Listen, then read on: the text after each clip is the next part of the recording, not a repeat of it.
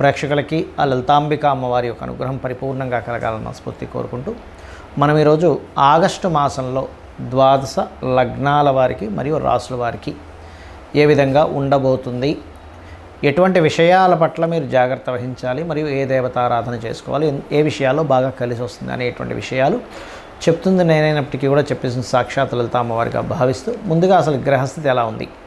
మనకి శని బుధుడు ఇద్దరు వక్రించి ఉన్నారు.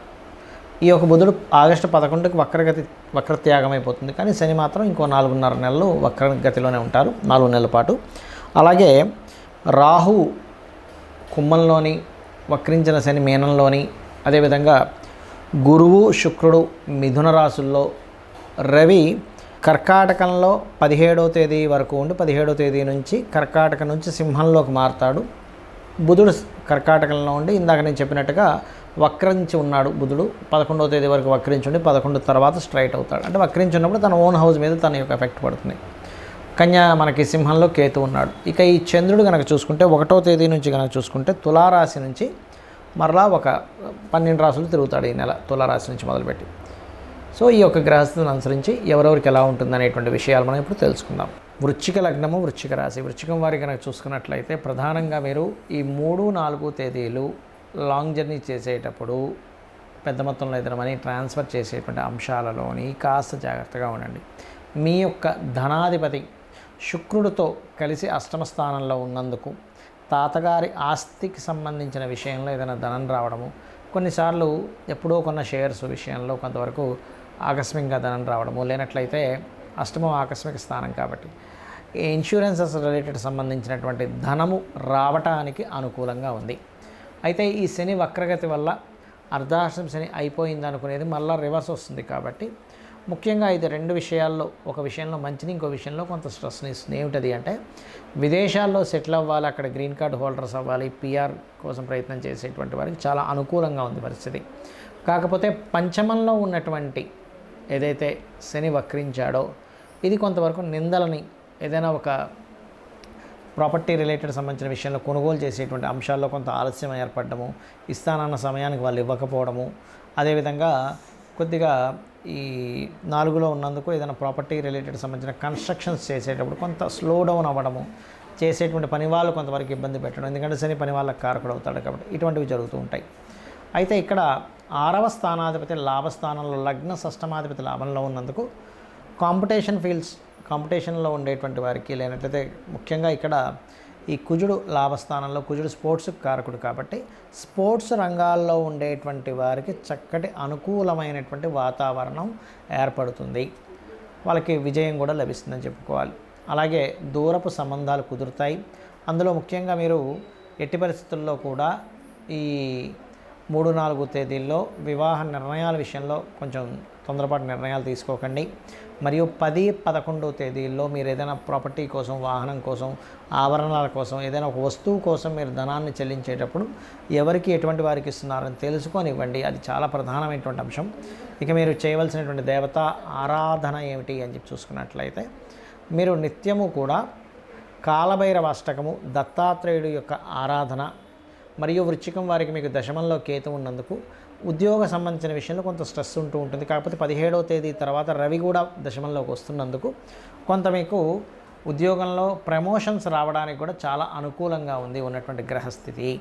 ఇక మీరు చేయవలసిన దేవతారాధన కాలభైరవ అష్టకము, లలితా సహస్రనామాలు, గణపతి ఆరాధన. ముఖ్యంగా ఏదైనా ఒక ఉద్యోగంలో మనం ఆ కుర్చీలో కూర్చున్నప్పుడు కానీ ఇంట్లో నుంచే లాగిన్ అయ్యి ఉద్యోగం చేస్తుంటారు, వర్క్ ఫ్రమ్ హోమ్, అలా జరిగేటప్పుడు ఒక్కసారి మనస్ఫూర్తిగా గణపతిని తలుచుకోండి, అన్ని విధాలా మీకు బాగుంటుంది.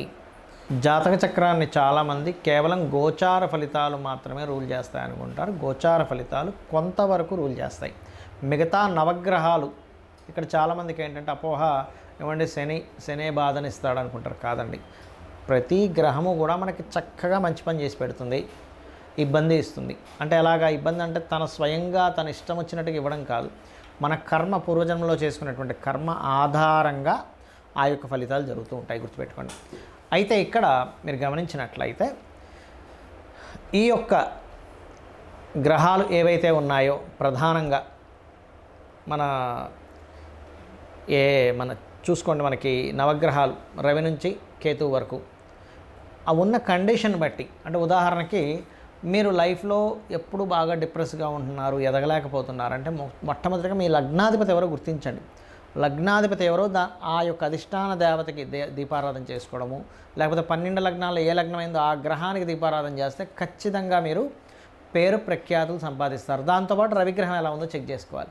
మీకు మీరుగానే చూసేసుకోవచ్చు. ఇది మనమేమి దాని గురించి పెద్ద లక్షలు వేలు ఖర్చు పెట్టాల్సిన అవసరం లేదు. మీకు మీరుగానే నెట్లో కొడితే మీ లగ్నం ఏంటంటే డేట్ ఆఫ్ బర్త్ టైం కొడితే మీ లగ్నం వచ్చేస్తుంది. మీది పలానా లగ్నము, మీ లగ్నానికి అధిపతి దాని వస్తుంది. అంటే ఇప్పుడు మీకు తెలియదు అనుకోండి, ఉదాహరణకి మేషము అనుకోండి, మేషానికి వృశ్చికానికి కుజుడు, కుజగ్రహం దగ్గర, వృషభానికి తులాకి శుక్రుడు, బుధుడు, మిథునానికి కన్యకి బుధుడు, కర్కాటకానికి చంద్రుడు, సింహానికి రవి, ధనుర్మీన లగ్నాలకి గురువు, రాసైన లగ్నమైన గురువు అవుతాడు. మకరము మరియు కుంభానికి శని. దీంతోపాటు లగ్నంలో ఒకవేళ రాహు కానీ కేతు కానీ ఉంటే వాటికి కూడా చేసుకోవచ్చు. లగ్నంలో ఏదైనా గ్రహం ఉంటే ఆ గ్రహ ఆరాధన, ఆ గ్రహానికి దీపం పెట్టుకుంటే కూడా మీరు లైఫ్లో ఎదుగుతారు. అదేవిధంగా మీ ధనాధిపతి ఎవరు, ఎంతసేపు ఎల్నాడు శని వచ్చిందండి, కాల్సప యోగం ఉందండి అందుకే నేను ధనం సంపాదించట్లేదు కాదు. మీకు లక్ష్మీ యోగాలు, ధనయోగాలు ఎంత ఉన్నాయి, ఏ మార్గంలో వెళ్తే మీరు చక్కగా ధనాన్ని సంపాదించి మీ యొక్క జీవితాన్ని ఉద్ధరించుకోగలుగుతారు, పేరు ప్రఖ్యాతులు తెచ్చుకోగలుగుతారు అనేది మీ ధనాధిపతి, పంచమాధిపతి, భాగ్యాధిపతి, లాభాధిపతి, దశమాధిపతి వీటిని చూసుకోవాలి. అంటే వీటిల్లో మీకు ఎలా ఉంది అంటే వ్యాపారంలో బాగుందా లేకపోతే ఉద్యోగంలో బాగుందా అని చెక్ చేసుకోవాలి. అదేవిధంగా మీరు మీ యొక్క జన్మజాతకంలో ఒక్కొక్కసారి చూడండి, అన్నదమ్ములు సహకరించారు, లేకపోతే మీరు చేసే ఏ ప్రయత్నమైనా ఫెయిల్ అవుతూ ఉంటుంది. అప్పుడు 3వ అధిపతిని అసలు మీ జన్మజాతకంలో అసలు గృహయోగం ఉందా లేదో చెక్ చేసుకోవాలి. చాలామంది తెలియక గృహయోగం లేనటువంటి వారు బలవంతంగా ఏదో స్థలాన్ని తీసుకున్నప్పుడు వాళ్ళు డౌన్ఫాల్ అవుతూ ఉంటారు. అలా లేనప్పుడు మీ జీవిత భాగస్వామి లేదా మీ పిల్లల పేర్ల మీద కొనుక్కోవాలి. వెహికల్ కొనుక్కున్నా దాని ఎఫెక్ట్ చూపిస్తూ ఉంటుంది, గుర్తుపెట్టుకోండి. ఒక యోగం ఎప్పుడుంది, ఎప్పుడు తీసుకోవాలనేది ఒక ఎత్తు అయితే ఉంటే కనుక అందులో ఏ ఫేసింగ్ తీసుకోవాలి, ఫేసింగ్ ఈజ్ మోస్ట్ ఇంపార్టెంట్. ఇక్కడ 4 ఉండేటువంటి ఈస్ట్ వెస్ట్ నార్త్ సౌత్ 4 మంచివే, కానీ మీకు ఏది పనికి వస్తుంది ఈజ్ మోస్ట్ ఇంపార్టెంట్. అదేవిధంగా సంతాన అభివృద్ధికి ఏం చేయాలి, మీకు వివాహ సంబంధించిన సమయాలు ఎప్పుడు కరెక్ట్గా ఉన్నాయి, ఎప్పుడు సరైన సమయాలు కదా తెలుసుకొని వివాహం చేయాలి. ఊరికే పాయింట్లు కలిసాయి ముహూర్తాలు పెట్టేసుకుందాం ఇవి కాదండి, గుర్తుపెట్టుకోండి. అలాగే ఆకస్మిక సంఘటనలు మీ లైఫ్లో ఏమైనా ఉన్నాయా, మీ అష్టమాధిపతి చెప్తాడు. అష్టమాధిపతి ఎంత పాడైతే ఆకస్మిక సంఘటనలు ఎక్కువ జరుగుతుంటాయి వాళ్ళ లైఫ్లో. 9th లార్డ్ అంటే మీ యొక్క భాగ్యాధిపతిని బట్టి మీ తండ్రులు, గురువులు యొక్క సపోర్ట్, దైవానుగ్రహం 9వ స్థానంలో ఉంటుంది. వృత్తి 10వ స్థానం. ఎక్కడ వృత్తి చేయాలి, ఇక్కడ విదేశాల్లోనో వేరే రాష్ట్రంలోకి వెళ్తే సెట్ అవుతుంది అనేది మీ పర్సనల్ చార్ట్లో ఉంటుంది.